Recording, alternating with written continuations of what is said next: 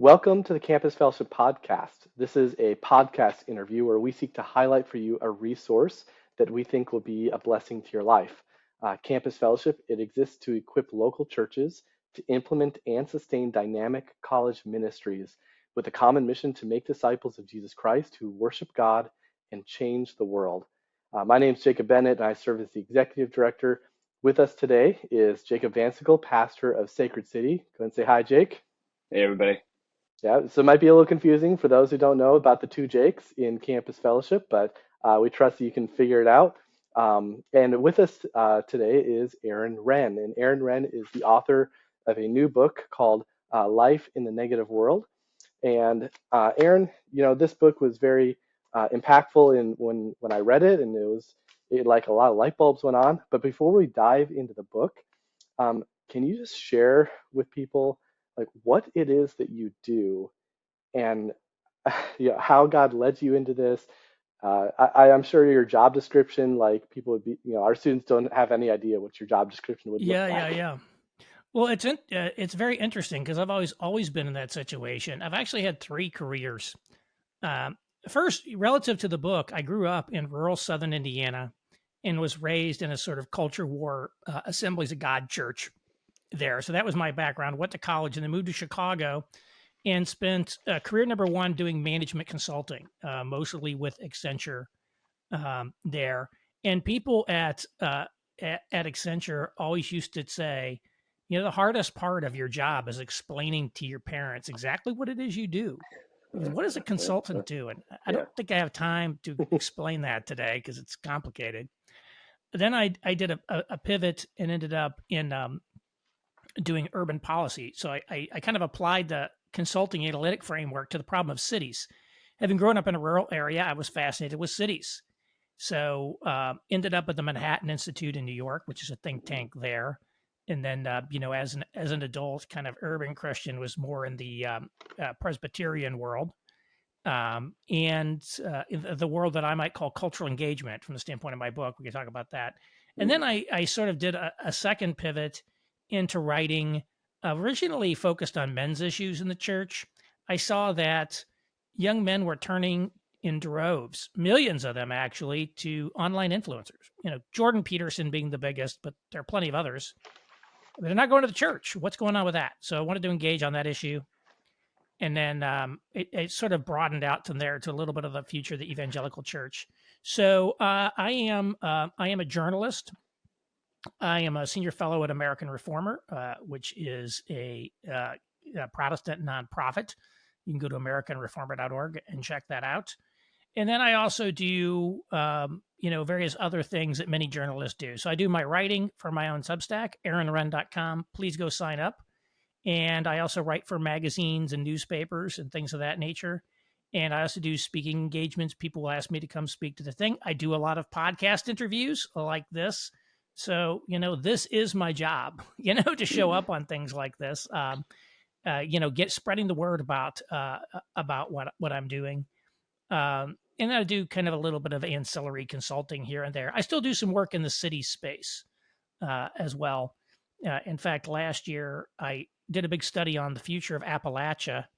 And one of the paradigms that I came up with, ironically, is just in a big article in the Wall Street Journal yesterday, basically makes the same argument that I did, although they didn't quote me. But mine was in print first, so I got that one.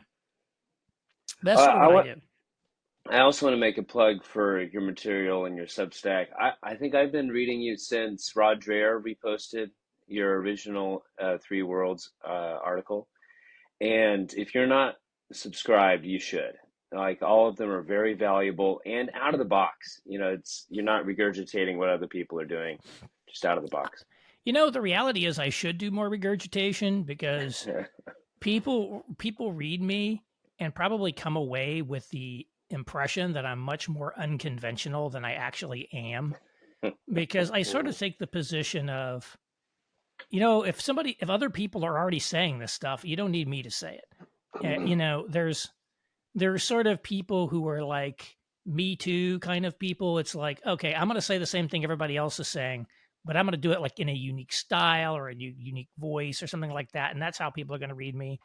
there's different strategies for media. I like to give new perspectives. And so when you give new perspectives, people think that you're like a collection of new perspectives, when really the only things that I'm writing are the things where I have something new and distinct versus that. So, Well, keep it Yeah. up. Yeah.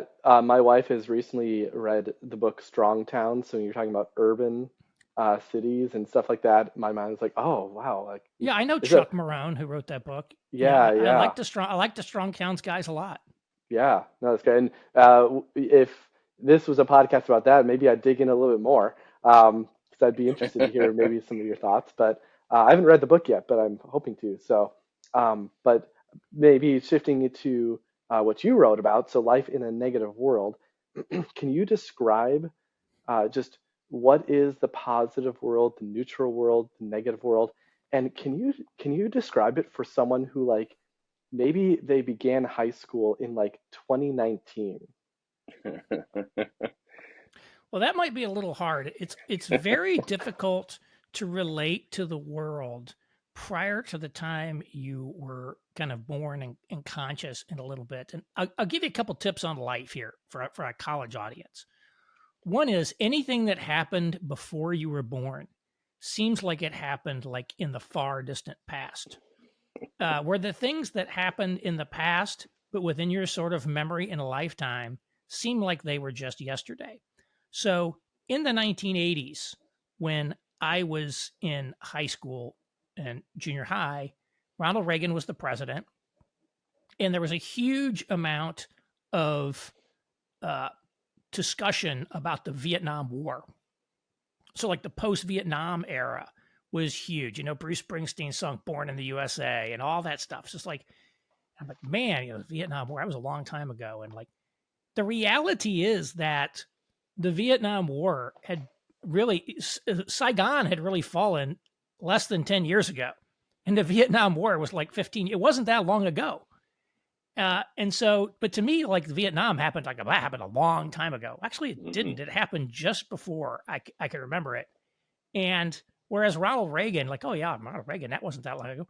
Ronald Reagan, like, was 40 years ago, 30, 40 years Yeah. ago. It was a long time ago, right? It's like, you know, as I say, it's like, it's further from Reagan to today than it was from Reagan to Eisenhower, thinking back the other direction. And so we have a warped, one thing I would just say, if you're a young person, is to be aware of the warped perceptions of time that you have on that. And it's very difficult to relate to any cultural milieu you did not experience.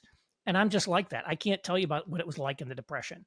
I can't tell you what it was like to live in the 1950s directly because I don't have experience of it. So it does become hard to realize, like, what did America used to be? And I will say, like, if you're like in high school in 2019, your experience of America, your America is in many ways a completely different country than my America. Whereas my America actually isn't that different from my dad's America.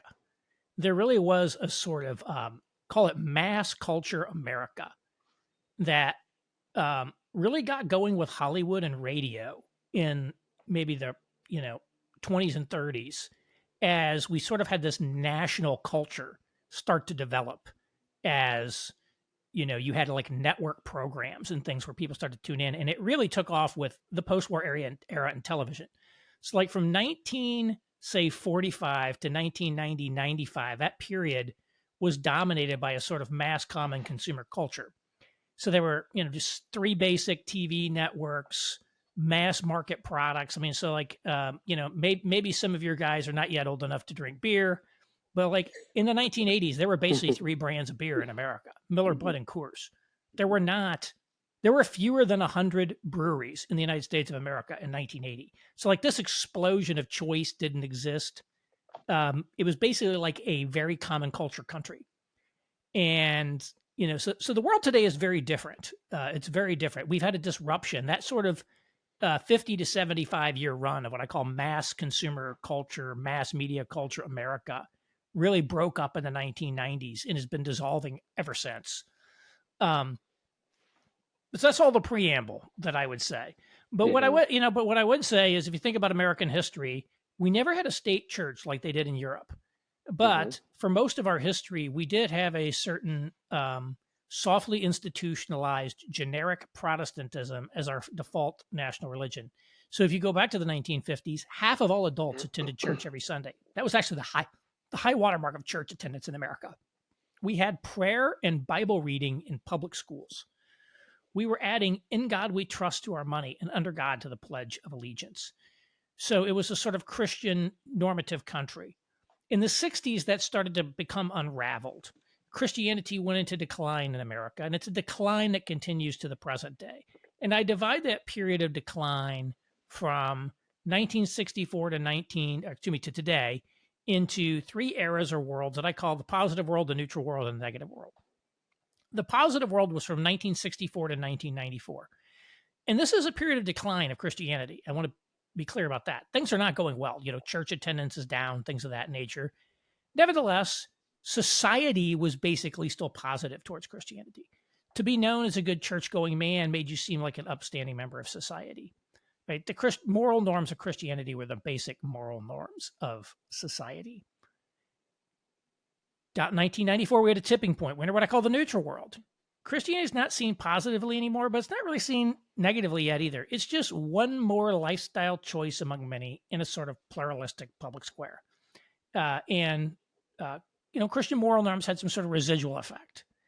Then in 2014, we had a second tipping point where, for the first time in the 400-year history of America, official elite culture now views Christianity negatively, or certainly at least skeptically. Maybe skeptically is a better way to put it. You can merely identifying as a Christian does not get you in trouble. What gets you in trouble is holding any views that conflict with the new public morality. I'll talk more about that if you'd like. So all throughout American history, there were lots of people, including top leaders, like many of our founding fathers, who were not exactly like devout Orthodox Christians, but they felt compelled to hold Christianity in public honor. That's what's different about today. Christianity is sort of held in a little bit of public dishonor. To be known as a Bible-believing Christian does not help you get a job in the elite sectors of the economy. Christian morality is now expressly repudiated and, in fact, is viewed as the leading threat to the new public moral order. And so that's been a really dislocating experience for a lot of people, of my generation or the boomer generation, who grew up in different eras in America, in that old American culture. It might actually be a better experience for Gen Z because they haven't known any other America. Therefore, they're not suffering this sense of loss and alienation that many older people find. One of the things that I have noticed about Gen Z, and there's been a lot written about Gen Z's social dysfunctions, and there's a lot of them, okay? The mental health issues, for example, Jonathan Haidt just has a new book out about how smartphones have really caused huge problems for that. But, what I find is among a certain segment of Gen Z, an incredible optimism about the future, even among Gen Z Christians. Really, they're not, and Rod Dreher, had the same experience in Europe, where it's like, Europe has sort of been a post-Christian country for a while, but like the young trad Catholics in France, like they're actually feeling pretty good. They're feeling pretty optimistic. And I think there is a sense, if you don't live through the decline, you see opportunities with new eyes. And so I live in the Midwest, and a lot of my work around cities focused on the Rust Belt. And people who lived through the decline of Rust Belt cities, who knew essentially like the factories closing, the department stores where your mother took you in white gloves for tea, and, the places where you went when you were in high school, they're all closed, all gone. And you see the decay and beautiful buildings boarded up. You have, again, this narrative of a loss. Whereas if you go for people who are the millennials, for example, they had a completely different experience of the city. Cities sort of hit their bottom point, probably in the 70s, really. They were still pretty bad in the 80s. By the mid-90s, cities are on the way up. Yeah. So millennials only ever experience the cities they live in rising and getting better. they actually had a very positive like view of cities. They weren't dealing with this. It's like, wow, things are just getting better here every day. Look at that new coffee shop that opened. Look at that new microbrewery. Look at that new apartment building. It's a completely different narrative of, you know, of the city. So I think Gen Z, I think the opportunity for young people, for people in college today, is that you're not laden with the baggage of decline. And you Hmm. can see the world with fresh eyes and see the opportunities of the future in a way that people who are kind of like, maybe my generation can't. Can you explain then maybe how have Christians, so sort of like for the 19-year-old, or the person who uh, started high school in 2019, um, how have Christians, like from your generation and onward, engaged in culture and in the positive and neutral worlds, and then we can talk about engaging in the negative world kind of later. But how have Christians traditionally engaged culture? Well, Christians is a very broad term. Um, so if you go back to the 1950s, America was dominated by essentially the mainline denominations. And, candidly, they were, in a sense, you might even describe them as Christian nationalists. Okay, they're building a national and international order built around essentially American Protestant values. Now, they might have been liberal Protestant values, but when you talk about the old WASP establishment, the white Anglo-Saxon Protestant establishment, that's what those guys were. So you can look at a guy like John Foster Dulles. So if you ever fly to Washington, D.C., and fly into Dulles Airport. It's named after John Foster Dulles, who was the Secretary of State. Maybe was it under Eisenhower? I can't remember which one it was under. But he did things like negotiate the treaty that ended World War II with Japan, like peace treaties and all that stuff, and help build a lot of the post-war order. And a guy like that, who was um, raised in a Presbyterian home, very active in the Presbyterian Church on the modernist side of the fundamentalist modernist controversy. Um, so that was back when it was the Episcopalians were the Republican Party at prayer, and a lot of people from the upper tiers of society were part of that. That was a kind of form of cultural engagement. My book, and of course Catholics have their own different ones. So I really focus on evangelicals and Hmm. looking at this period of again, positive, neutral, negative world. And what I basically argue is that there are sort of three main strategies or approaches that evangelicals took: two in the positive world, one in the neutral world. In the positive world, we had culture war and seeker sensitivity, and in the neutral world, we had cultural engagement. So the culture war is basically the religious right. These are people like Jerry Falwell and Pat Robertson, who in the late 70s and into the 80s, they didn't like the way the culture was going. So they decided to mobilize, to fight back, to take back the country, that sort of thing. And of course, evangelicals were originally Democrats. I think people don't realize that. Jimmy Carter was the first evangelical president. Hmm. And there was a lot of concern in a number of quarters about what it would mean for this Bible thumper, Jimmy Carter, to be the president. But really, in the 1980s, they realigned to the Republican Party, and of course, the kind of religious right culture war still with us. Seeker sensitivity also sort of got its start in the 1970s with people like Bill Hybels at Willow Creek Church in suburban Chicago, or Rick Warren at Saddleback Church in Orange County in the early 1980s. And what these people did was they saw that church attendance was in decline. So their response was, why don't we just create a church people actually want to attend? So the origin story of Willow Creek is that Bill Hybels went door to door in suburban Chicago asking people why they didn't go to church. And as he said, I got an earful. And so then, they designed churches people would attend. And this became essentially the non-denominational suburban megachurch that we all know.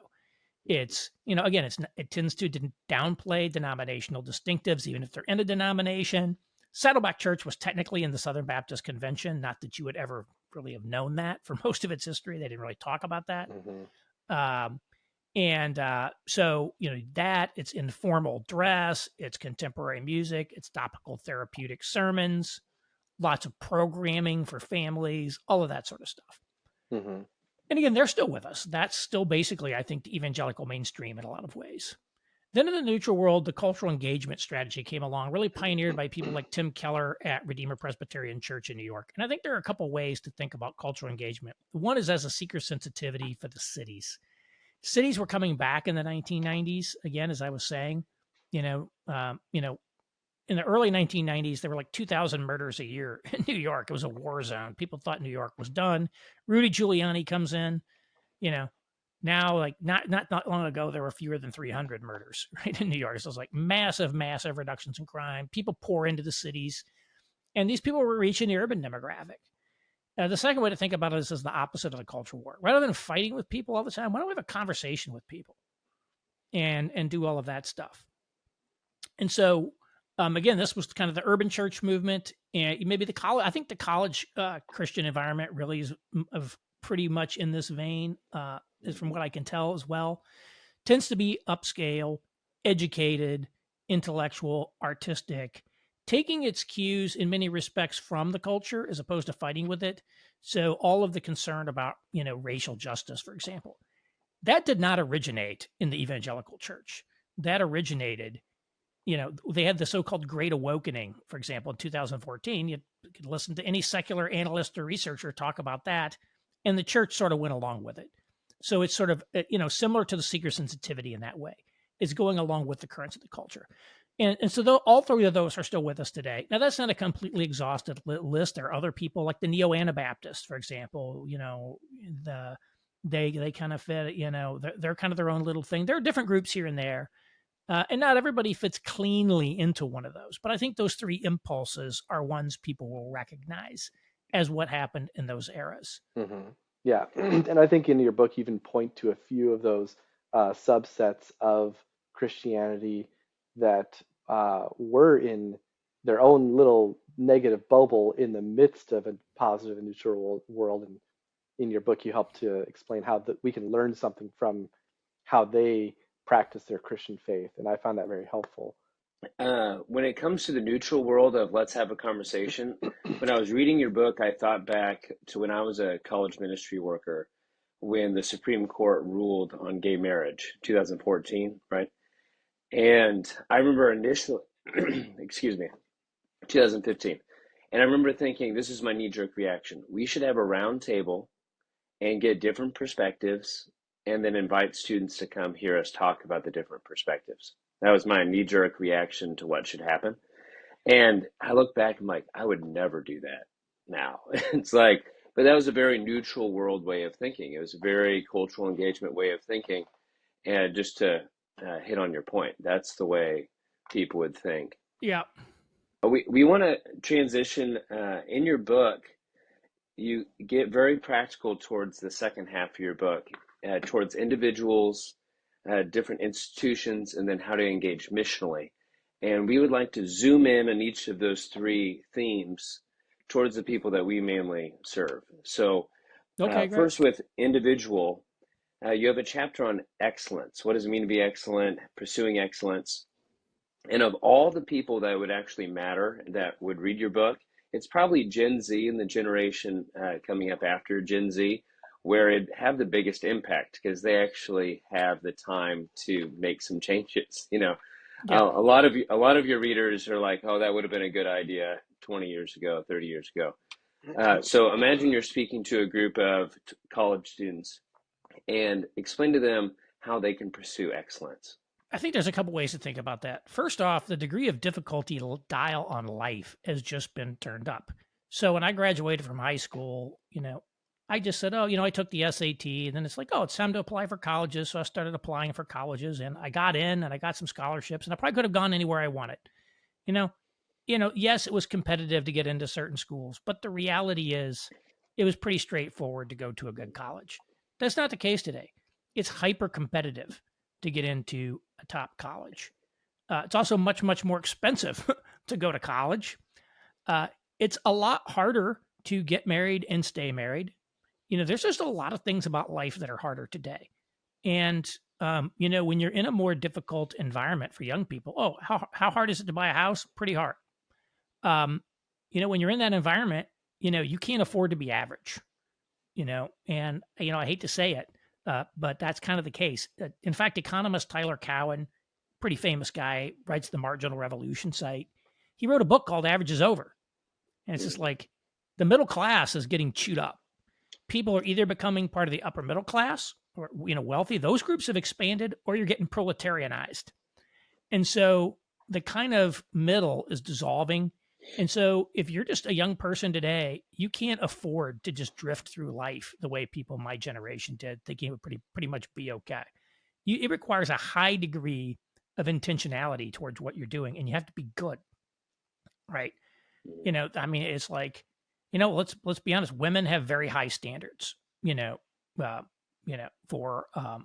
men. So if you're a guy, you think, oh, I'll get married. If you want to get married, you got to be a baller, kind of a little bit, and vice versa. Women think that, oh, I'm just being like a really good Christian girl. It's not going to get you married today, and that's one of the things I say. It's like, just like getting into college, getting a career, moving to the city you want, there has to be like high degree of intentionality towards life in general.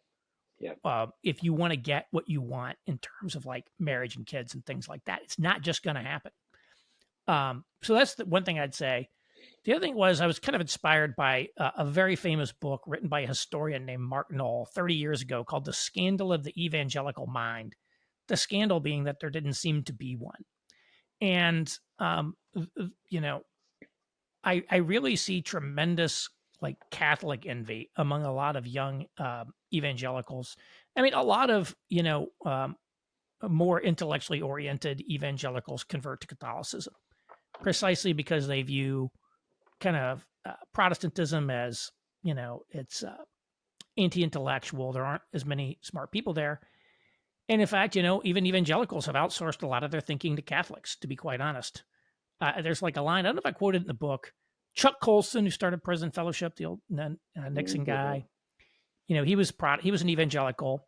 And Richard John Newhouse, who founded First Things magazine, which is this kind of high tone Catholic. It's basically a Catholic magazine. They publish Jews and evangelicals, things like that. But it's basically a Catholic magazine. He was a Lutheran priest who converted to Catholicism, became a Catholic priest. Chuck Colson apparently said to him one time, "You supply the ideas, we supply the votes."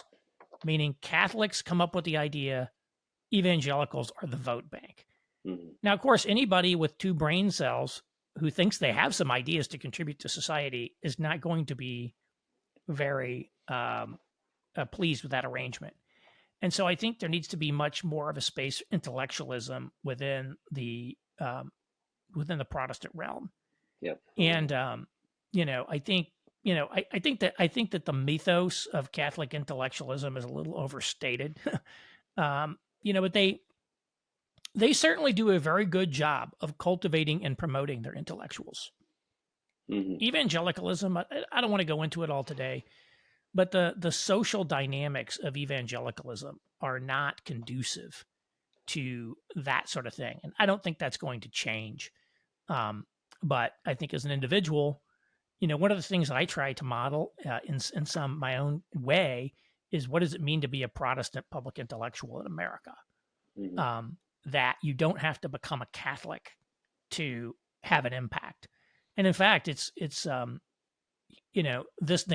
article my book was based on an article in First Things magazine called The Three Worlds of Evangelicalism. It was probably certainly the biggest and highest impact article of the decade in that magazine.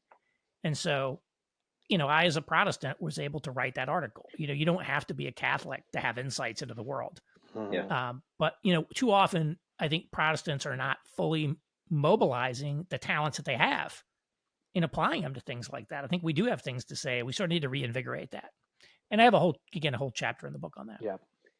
And I want you to speak a little bit to those that are ministering to them. So college ministry workers who are giving their lives to pour into these students and wanting to see excellence brought out of these students.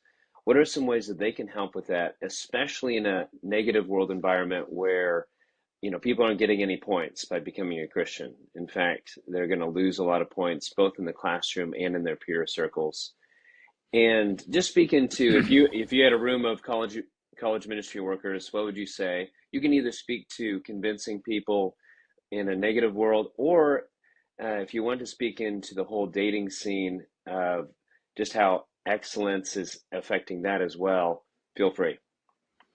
That's a great question. I don't claim to know exactly how to do college ministry today. What are the concerns of Gen Z? I mean, I think it would be a little bit more than I could say. I would say look at the people who are succeeding at influencing the youth. And I think if you look at a guy, there's a guy, kind of an infamous online influencer named Andrew Tate, which I'm sure your viewers have heard of him. To me, Tate is really, his appeal is like high school and middle school boys. Okay, he is not someone that a 28-year-old men are really taking their cues from that. But again, I would look up. So I don't think that's there, but I would take a look at Jordan Peterson. Jordan Peterson just literally had a tweet. I wish I wrote it down. I'd share it with you. Like, you are morally obligated to try to achieve great things in life. And he went through why that was.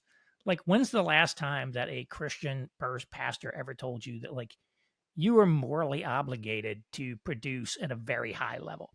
Another guy I think who's really good at that is Jocko Willink. He's a former Navy SEAL. He wrote the book Extreme Ownership. Super popular guy, and just like talks about that stuff all the time. One of his mantras is discipline equal freedom. So one thing I might suggest is look at the things people are saying and doing and how they're resonating at other people. It is amazing to me personally how little interest in Jordan Peterson there has been among pastors, and very little.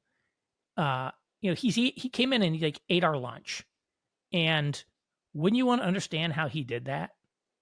Like, and that's what I mean. Like, evangelicalism is an incredibly insular culture, and this idea that like we might learn something from Jordan Peterson, to be like, the Bible's got the answer to everything, and it's like it's very the term I guess du jour is biblicist.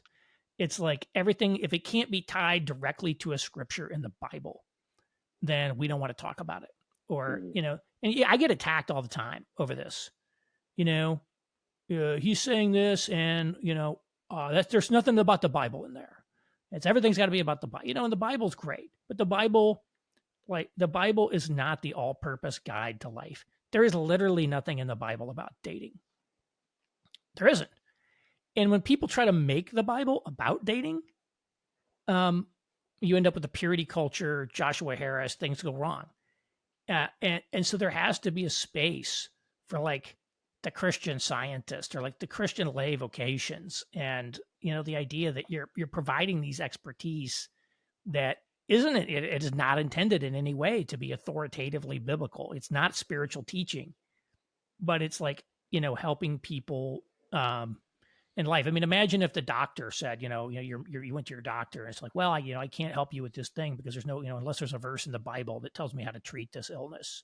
I got to go back to Leviticus and look at how they talked about leprosy or something like that. You'd think that guy was crazy.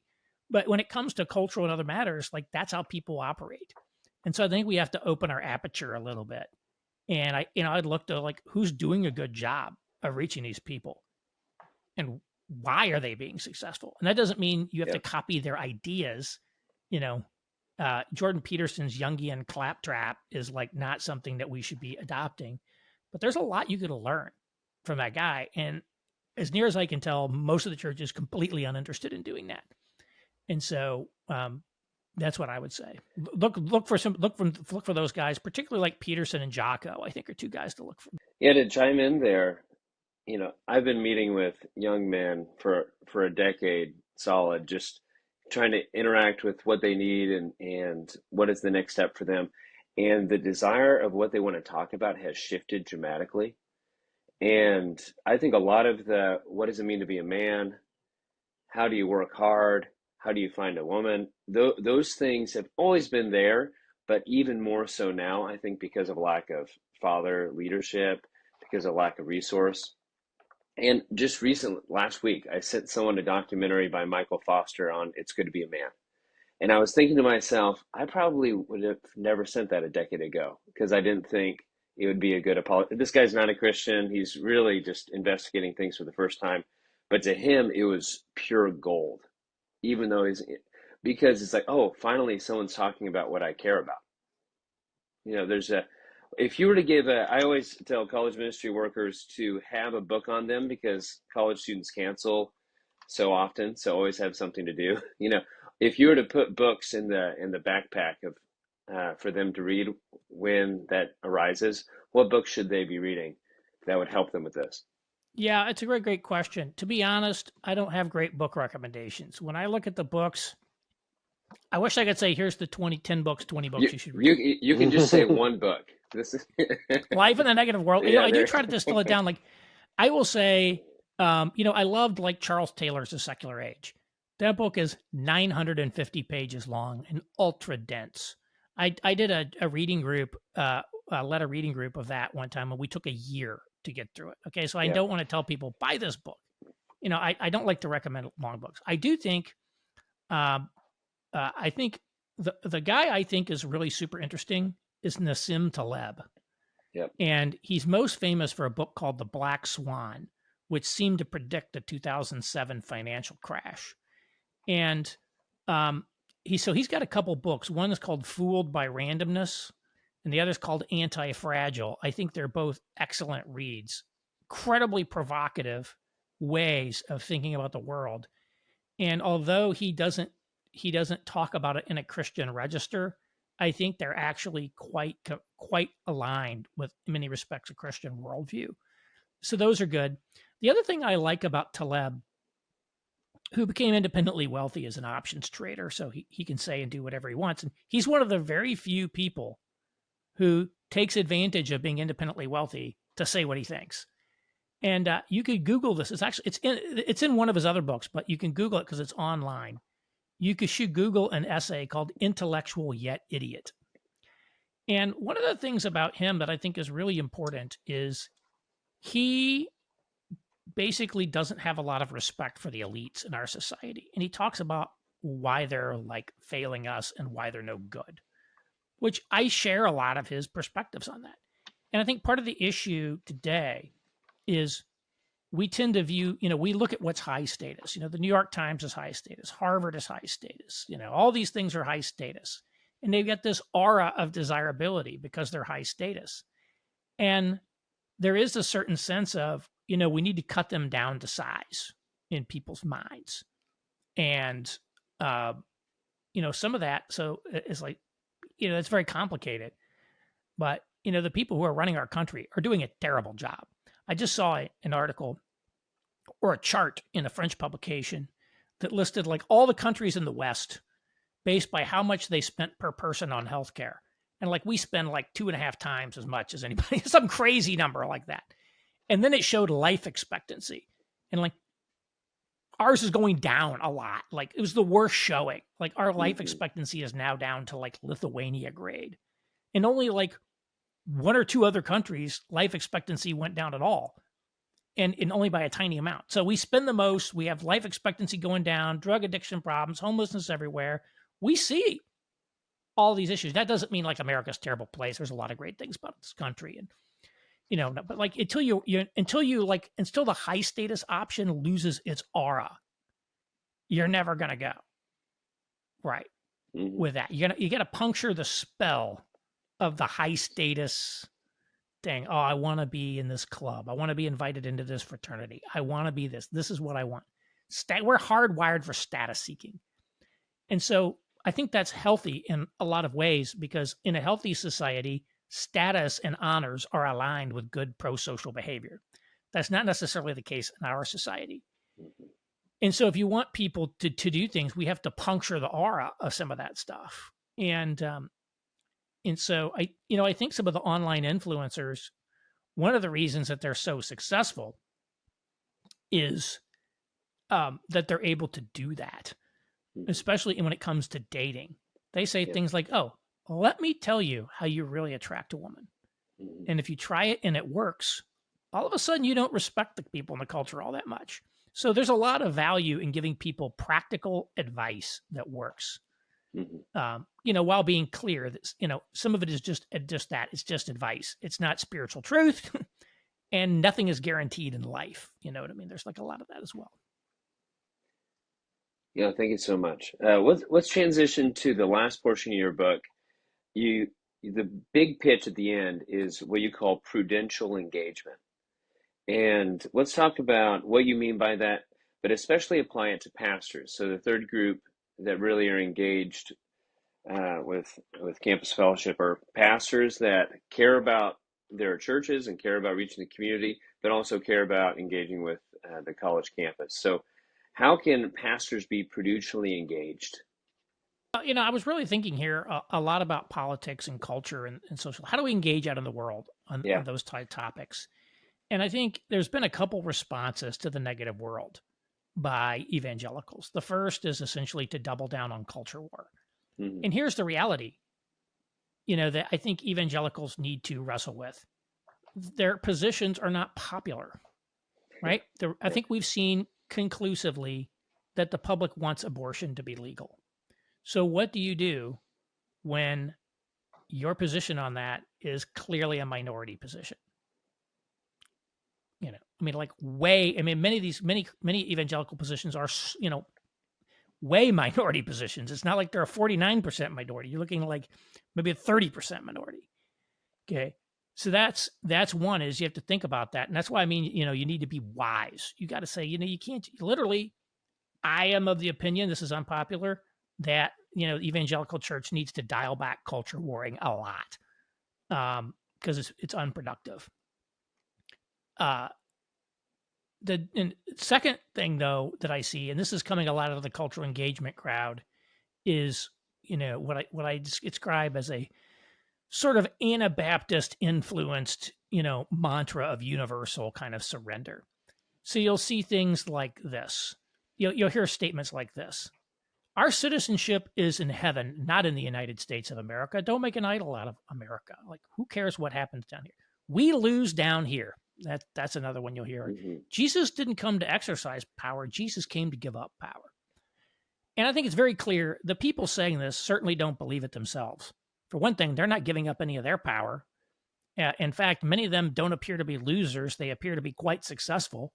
And they're also aggressively the most aggressive pushers of social justice and other things. Like, they're not retreating from the public square.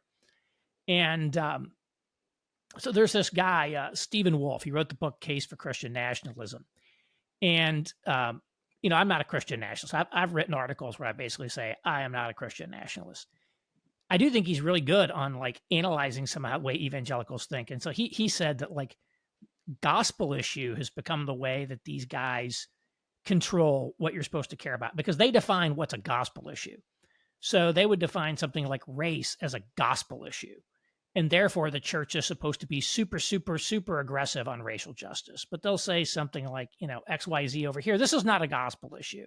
So we should not care about it. So it's sort of Hmm. I think it's essentially highly selective, highly manipulative. And it's really being pushed by people who are in the cultural engagement camp, who are trying to, avoid having the eye of Sauron fall on them kind of thing. That's kind of Yeah. how I view it. And Yep. so I think, I don't agree with that either. We have to stay engaged in the world. Uh, and the questions we have to do what prudence just means wisdom. We just have to be smart about how we do it. But I do think we need to also like have some degree of, um, you know, acceptance of the fact that there will be good faith, you know, uh, differences about what that means. There are people who are going to be more culture war than I would like. There are people who are going to be more, this over here than I would like. And I think we need to just, accept that, as long as it seems that it's a result of sort of a good faith process, that we can kind of accept that. We shouldn't try to force people into one particular model, I would Hmm. say. And that's not to say that the way we engage publicly is, is a matter of indifference. I think not. I think we're going to be held accountable for it. So I am not, I'm personally a Republican, but I'm not one of these people that says you must vote Republican. It is a sin to vote Democrat. I can't make that claim. On the other hand, right, however you vote, you are going to be giving an account of what you did. Yeah. So, you might discover that, oh, yeah, I am going to be judged for the way I voted. And so it's not a matter of indifference. either. But I don't think it's like I can tell you exactly what you have to do in something like voting. Yeah, I would say to bring it down to application steps, applying those to pastors that at least I can see of not being engaged without doing the culture warring is when it comes to the university, you need to know what's going on. I think a lot of pastors don't even know what's happening on the local campus, uh, and what people are talking about and what Gen Z is talking about. And then you have to instill bravery because there's so much pressure to not to go along with everything. You have to instill bravery in those people. We're coming up to the Yeah. time limit. Oh, go Again, ahead. I'm sorry. Go Jordan ahead. Peterson. Look at Jordan Peterson. Yes. Two things. There were two incidents that made Jordan Peterson famous. The Yeah. first was back maybe, I don't know, 2016 or 17 or something, when he said, "I will not comply with this mandatory pronoun law in Canada." Hmm. The second was when he went on the UK's Channel 4 in 2018 and faced Yeah. down this very hostile interviewer. And I highly encourage everyone to watch that. It's like a 30-minute interview. You can go to YouTube, Jordan Peterson, Channel 4, watch it. It's like, in a sense, a model of cultural engagement. He's holding his ground. He's courageous, but he's not being obnoxious. He's not being a bomb thrower. He has mastery of his material. And, he's not like, oh, he's acting like he's got to do a tap dance to avoid offending Yeah. anybody's sensibilities. But he's also being calm, holding his frame. And I think that's really something to look at there in terms of modeling.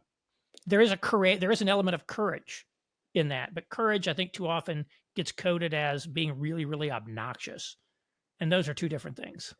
Yes. Yeah. And it's a good example of how if you speak, even just speak things plainly, people will misunderstand and sometimes purposely misunderstand. Right. And it's a good training for that as well. Yep. So we're coming up to the end of our time. We want to just give you the last word. What's the last word that you would say, um, outside of go out and buy the book? But what was the last word that you would say? Yeah. I mean, don't let people like me or baby boomers get you down with doom and gloom. And again, I think that's one of the things I'd say. I mean, the optimism of youth is like a great thing to be. And so if you read my book and you never experience the positive or the neutral world, that's actually a good thing, because you're not carrying around the baggage of, the way we can only go back to the 1980s. Well, we're not going back to the 1980s. Mm-hmm. The ability to see the world through fresh eyes is powerful. Yes. And you can have if you're starting from this place, well, hey, maybe there's a lot of possibilities. So I think that's important. Yeah, well, thank you so much, Aaron, for joining us. And listeners, if you guys found this encouraging, please subscribe, follow Aaron on all the different places. Aaron, why don't you can you tell people where they can follow you at? Sure. The most important thing is to go to aaronrenn.com and sign up for my newsletter. Obviously buy the book, Life in the Negative World. And I am on Twitter, Aaron_Renn on Twitter, if you want to check that out. You got to get on TikTok, Aaron. I'm not going to get on TikTok. That's what I say. We're going to have to add so many edits to this of explaining who Bruce Springsteen is. Yeah. Explaining who. There's this guy. He's not this guy on the internet. He's not very impressed with Generation Z's knowledge of the world, to tell you the truth. He's like, they don't know who Paul McCartney is. His point. This was his. They won't get this reference, but it's like, it's not like I'm asking them to remember who the other member of Wham was. It's just like, it's just like, we just immediately lost everybody. It's like Wham. Yeah, it's like, so that's what's like, yeah. So it's like, But no, I do think there is an element of if you don't, history is very important, and so there's an advantage to not having some of those experiences. But the reality is, when you don't know anything about anything, then you are totally vulnerable. Yeah. And there's that. And if anybody really wants to learn you really want to learn something about the United States of America, I'll give you one more book recommendation. One of my favorite books by an author that highly influenced me. It's academic, but it's very readable. It's got some dry pieces, but some of the deepest insights about America that you will find It's called Puritan Boston and Quaker Philadelphia. And it's written by a gentleman named E. Digby Baltzell, Baltzell. And again, that's probably like some higher level reading for somebody that thinks they're a little like intellectual. Um, you know, that book will tell you a lot. You'll learn a lot about America, from that book. And listeners, once again, follow Aaron, follow him on his website, subscribe to his newsletter. And if you found this helpful, please share it with a friend. Thank you for joining us, Aaron.